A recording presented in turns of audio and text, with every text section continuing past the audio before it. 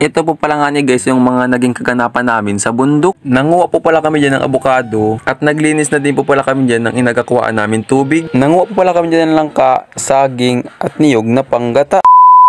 What's up mga laog? Magandang araw. For today's video, makuha kita ng abukado. Pero bago po yan, ang inyo nga po makikita ay baboy na dalaga. Ay hindi na po pala dalaga at may bulaw na. Sapagkat laog po nga ni kita, kung saan po ako napapapunta, ay perfect man din. Kami nga ni po ng tito, ay masalunga. Dini nga ni po sa bahay ng aking lola. Ito nga ni po may kalayuan, kaya anong pagod na, ay perfect man din. Ito po pala ay sa badang ibabaw na inatawag po pala sa amin ay tagudtod. Tagudtod ay.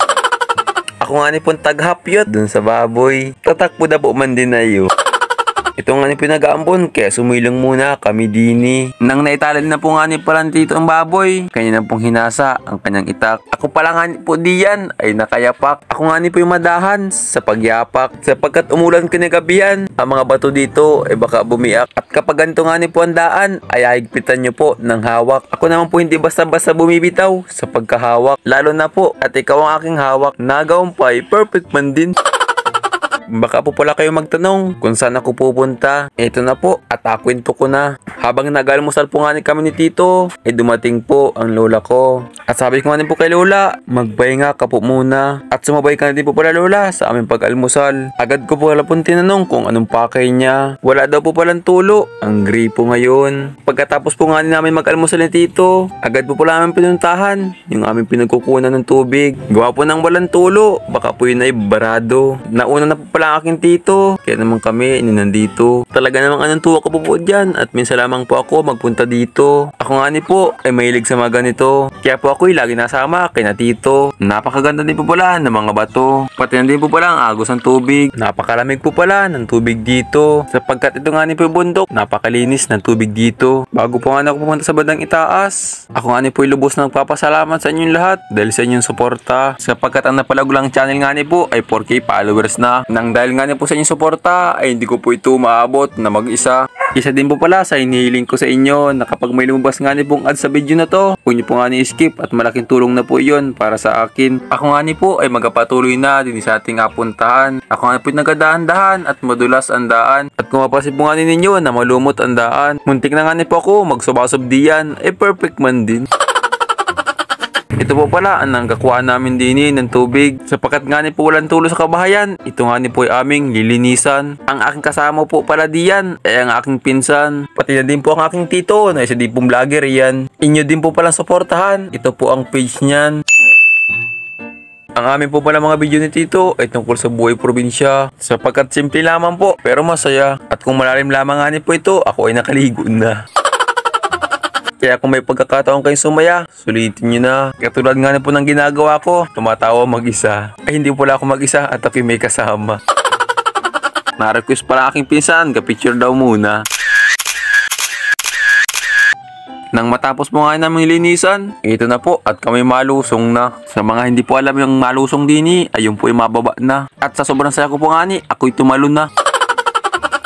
Nang pababa na po pala nga kami ay sumabit pa ang aking buhok. Ganito po pala kapag malago ang buhok sa bundok. At kung mga ano-ano nga pong dumidikit na tinik, sapagkat mabagal po nga ako lumakad, kaya ako'y nasa hulihan. Mag-aingat nga po diyan, mataas-taas iyan. At kung matatanda po nga ninyo yung nakarang upload ko, ito nga po ulit yun. At ito nga po ay aking paborito, ay perfect man din.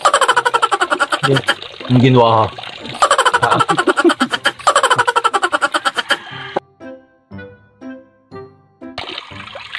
Guys, ang daming tubig din naman. Parin na kayo. Pagkatapos ko nga pong uminom ng tubig, ako naman po'y sumalunga din sa pantayin. Hayaan nyo pong bigyan ko kayo ng saya sa pamagitan po ng pagtawa.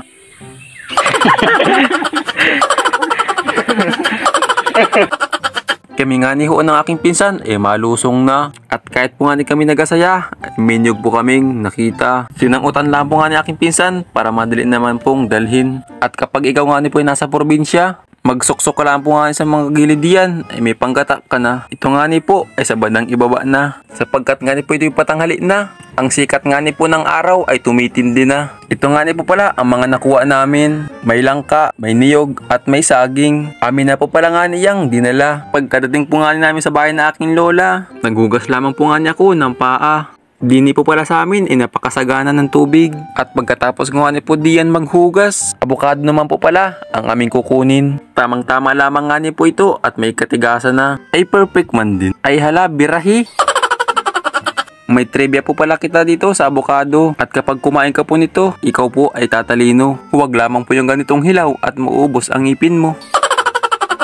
Sapagkat nga ni po ito hilaw pa, amin po itong papahinugin pa. Babalitaan ko na lang po kayo. At kapag ito'y huminog na, baka sakaling may tira pa. At pati na din po ang saging na saba na ere. Isadya pong katigasan ay masarap pong niyubak ere. Tapos asamahan pa ng 3 buong bingi ay perfect man din.